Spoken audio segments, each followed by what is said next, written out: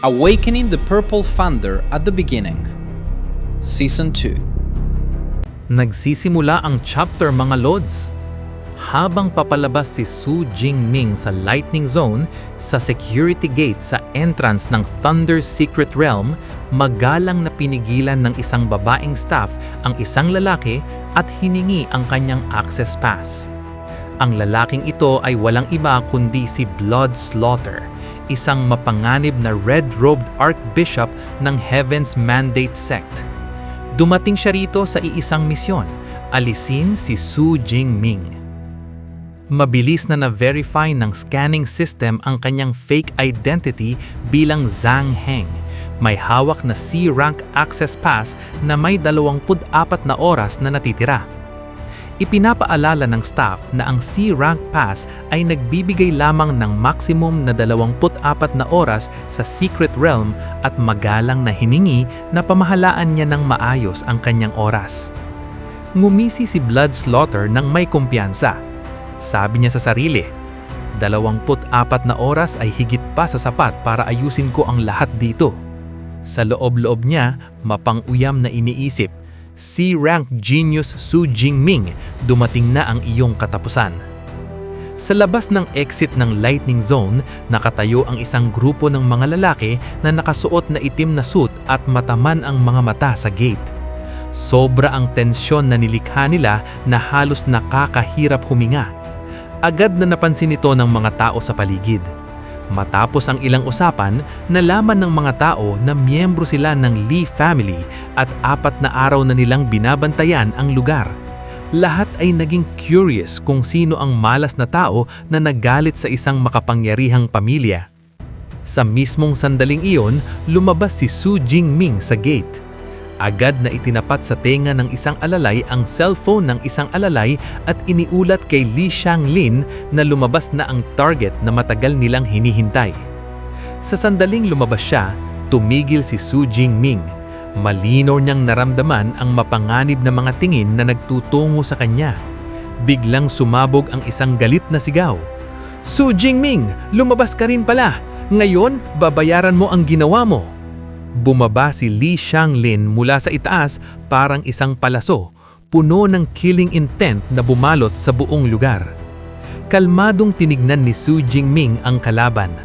Ang lalaki sa harapan niya ay isang peak level 4 martial artist na may hawak na sibat. Malamang si Li Xianglin ang taong pinag-uusapan ng lahat. Sa sandaling iyon, hindi maiwasan ni Su Jingming na magdamdam ng kaunting panghihinayang. Kung alam niya na agad mahahayag ang lahat, hindi niya sana sinira ang mga spatial ring at nasayang ang ilang daang milyon. Pinutol ang iniisip niya ng sigaw ni Li Xianglin. Sa ngipin nagngangalit, tinanong nito kung siya ba ang pumatay sa kanyang nakababatang kapatid na si Li Wening. Kalmado at matalinong sumagot si Su Jingming. "Nasa puso mo na ang sagot. Bakit mo pa itatanong ang walang saysay na tanong na yan?" Nagdulot ng gulat sa mga tao sa paligid ang kanyang mga salita. Walang inaasahan na may magtatapang na pumatay sa kapatid ni Li Xianglin. Gayunpaman, may ilan na naniniwala na dahil sa ugaling laging naghahanap ng gulo ni Li Wening, ito ay maaaring mangyari ring kahit kailan. Kahit gayon, karamihan ay naaawa pa rin kay Su Jingming na malapit nang harapin ang buong galit ng Li family.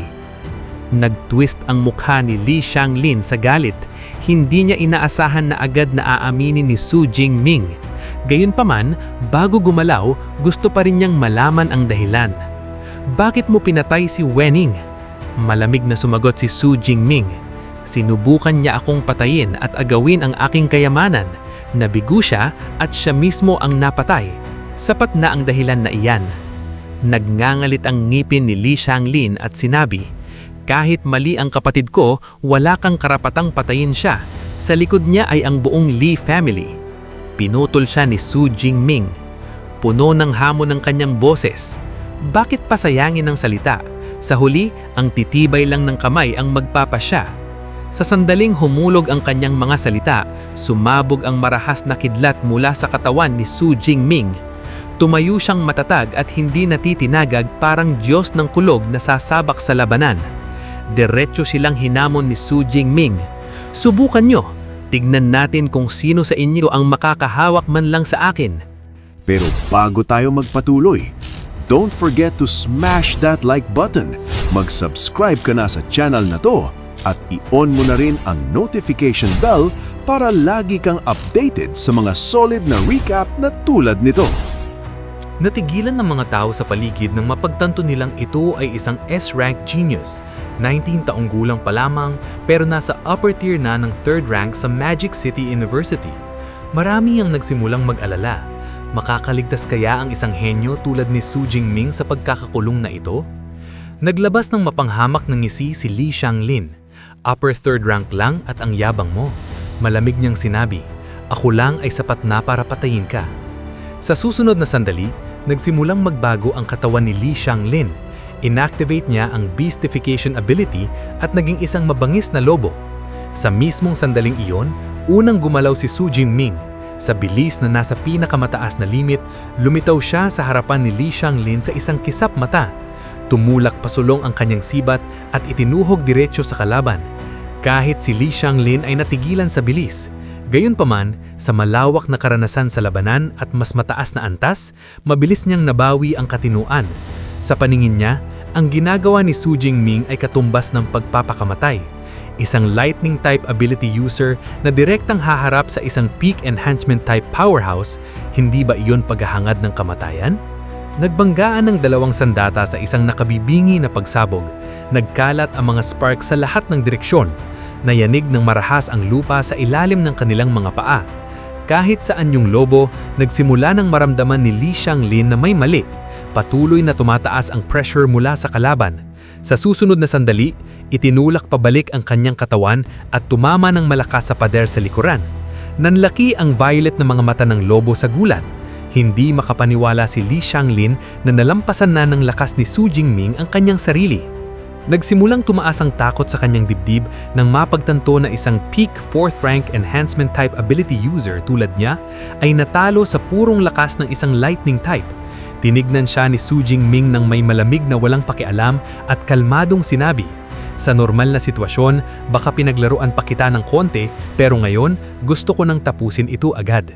Isang malaking surge ng enerhiya ang nagtipon sa kamay ni Su Jingming. Sa isang sigaw, pinakawalan niya ang nakamamatay na teknik, Heavenly Thunder Art. Isang napakalaking sidlat ang bumagsak mula sa kawalan at agad na nilamon ang beastified na katawan ni Li Xianglin. Sumigaw si Li Xianglin sa matinding sakit. Sumisigaw ang kanyang instinct na kung magpapatuloy ang laban, tiyak na mamamatay siya. Sa desperasyon, sumigaw siya kay Li Quan para iligtas siya. Ang kanyang malubhang nasugatang katawan ay itinulak pabalik ng atake ni Su Jingming. Nakita ni Li Quan na nasa panganib na ang buhay ni Li Xianglin, agad siyang sumugod. Nagniningas ang kanyang mga kamay sa mabangis na apoy, handang harangan ang susunod na atake ni Su Jingming. Agad na nakilala ng mga tao si Li Quan, ang steward ng Li family, isang peak 5th rank expert. Maraming naniniwala na sa pagkakataong ito, hindi na makakaligtas si Su Jingming. Gayunpaman, walang pakialam si Su Jingming. Kahit sumugod si Li Quan, naglabas pa rin siya ng isa pang atake kay Li Xianglin na lalong nagpalalim ng kanyang paghihirap. Natigilan ng hakbang ni Li Quan. Sumigaw siya sa takot at pagkalungkot pero huli na para iligtas ang buhay ni Li Xianglin. Lubos na natakot ang mga tao sa paligid. Sa 2 kidlat lamang ng Heavenly Lightning, natalo ni Su Jingming isang peak 4th rank martial artist. Tunay na nakakatakot ang kapangyarihan ng S-rank ability. Gayunpaman, nananatili pa rin sa isip nila ang isang tanong. Paano kaya makakalaban si Su Jingming sa mabangis na apoy ni Li Quan? Sa gitna ng nagliliyabang kidlat, matatag na tumatayo si Su Jingming. Nakabalot ang kanyang katawan sa isang kakaibang protective aura. Mahinang huminga siya. Sa wakas, napilitan na niyang gamitin ang trump card na ibinigay sa kanya ng kanyang guro. Drastically nagbago ang ekspresyon ng steward Li Quan nang makilala niya ang protective item na ito. Ito ay isang hugis na bihirang sinaunang relic. Alam niyang wala na sa kontrol ang sitwasyon. Sa gulat, agad niyang nakipag-ugnayan sa ulo ng Li family at iniraport na napatay si Li Xianglin sa mismong entrance ng Lightning Zone. Agad na naipasa ang balita sa Grand Estate ng Li family, kung saan ang dating kalmadong kapaligiran ay biglang nagulo. Isang malaking pagsabog ang nayanig sa buong mansyon, bahang isang figura na puno ng nakakatakot na kapangyarihan ay tumalon pataas sa langit. Sumabog ang galit nito ng sobra na parang mabibiyak ang space sa paligid dahil sa pressure ng isang powerhouse na nawalan ng kontrol. Pero bago tayo magpatuloy, don't forget to smash that like button. Mag-subscribe ka na sa channel na to at i-on mo na rin ang notification bell para lagi kang updated sa mga solid na recap na tulad nito. Naglabas si Li Shanhai ng isang sigaw na puno ng dalamhati. Ang boses na tinatawag ang pangalan ng kanyang anak ay umalingaw-ngaw sa lahat ng direksyon, puno ng lubusang kawalan ng pag-asa. Sa susunod na sandali, diretso siyang tumulak patungo sa entrance ng Lightning Zone. Agad na nagbago ang ekspresyon ni Su Jingming nang maramdaman ng hindi pa niya nararanasang pressure na nakakandado sa kanya. Sa isang kisap mata, bumaba mula sa langit si Li Shanhai, nagdulot ng malawak na pagsabog na winasak ang malaking bahagi ng lugar. Nakatayo siya sa gitna ng mga guho, galit na nagliliyab sa paligid na parang apoy sa kagubatan. Hindi niya matanggap na pinatay ang kanyang anak sa ganitong brutal na paraan. Salamat sa proteksyong berdeng barrier na nakapalibot sa kanya, nanatiling matatag si Su Jingming sa gitna ng bagyo ng enerhiya. Tinignan ni Su Jingming ni Li Shanhai at sumigaw ng may malalim na pagkamuhi. Isang henyo mula sa Mado University. Pinatay mo ang aking anak na lalaki at babae? Anong karapatan mo para hamakin ng Li family ng ganito? Nanginginig si Steward Li Quan habang sinusubukang kausapin ng family head. Pero agad na sinigawan na inutil at walang kwenta dahil hindi niya naprotektahan si Li Shanglin. Ipinahayag ni Li Shanhai na wala siyang pakialam sa mga walang kakayahan.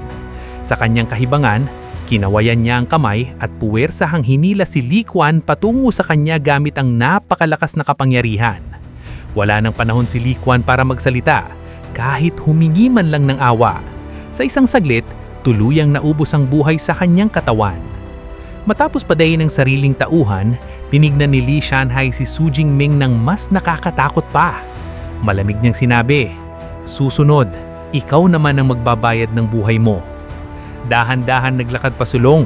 Bawat hakbang ng isang Grandmaster ay nagdudulot ng pagkabitak at pagyanig sa lupa. Ang presensya niya mismo ay may dalang hininga ng kamatayan. Bumuhos ang malamig na pawis sa likod ni Su Jingming. Malinaw niyang naramdaman ng malaking agwat sa pagitan niya, isang ordinaryong estudyante at isang tunay na Grandmaster. Nanatiling tahimik si Su Jingming, naghahandang ilabas ang susunod niyang trump card. Sa sandaling iyon, dumating isang grupo ng mga tao at agad na pumwesto sa pagitan ni Su Jingming at Li Shanhai. Isang marangal na boses ang tumunog. "Li Shanhai, ano ang tingin mo na ginagawa mo rito?" Ang bagong dating ay si Wong Ju, ang branch master ng Thunder Secret Realm. Agad na nawala ang nakakahirapang tensyon sa hangin dahil sa kanyang presensya. Muling nagbulungan ng mga tao. Nakilala nila si Director Wong na tanging 7th rank Grandmaster sa lugar na ito. Kasama niya si Instructor Wu. Patunay na dumating na ang buong high-level force ng Thunder Dojo para protektahan si Su Jingming. Nangangalit ang ngipin ni Li Shanhai habang galit na tinitignan ng mga bagong dating. Sa kanyang kalooban, alam niyang napalampasan niya na ang pinakamagandang kapanahonan para patayin si Su Jingming ngayon. Pinigil ang galit, bahagyang yumuko si Li Shanhai kay Wong Ju.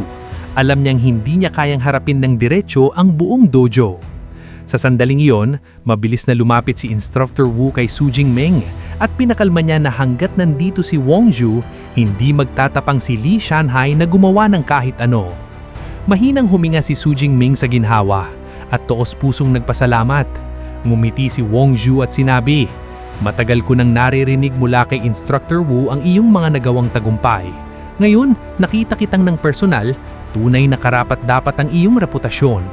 Mapagpakumbabang sumagot si Su Jingming na masyado naman pong mabait ang direktor. Samantala, sa likod ng mga anino, tahimik na pinagmamasdan si Bloodslother ang lahat habang may masamang ngiti. Sa kanyang isipan, napakahusay. Lahat ay naggagathering. Mas madali para sa aking kumilos. Salamat sa suporta sa video. Naway punuin kayo ng walang katapusang saya at ligaya sa buhay. Kung nagustuhan niyo ang video, paki-like at mag-comment para maipakita ang inyong suporta. Taos pusong nagpapasalamat. Kung nagustuhan mo ang mga video na ito ka-T-Recap, don't forget to leave a like and subscribe at i-hit mo na rin ang notification bell para updated ka sa mga bago pa natin mga video. Salamat at maasim na araw!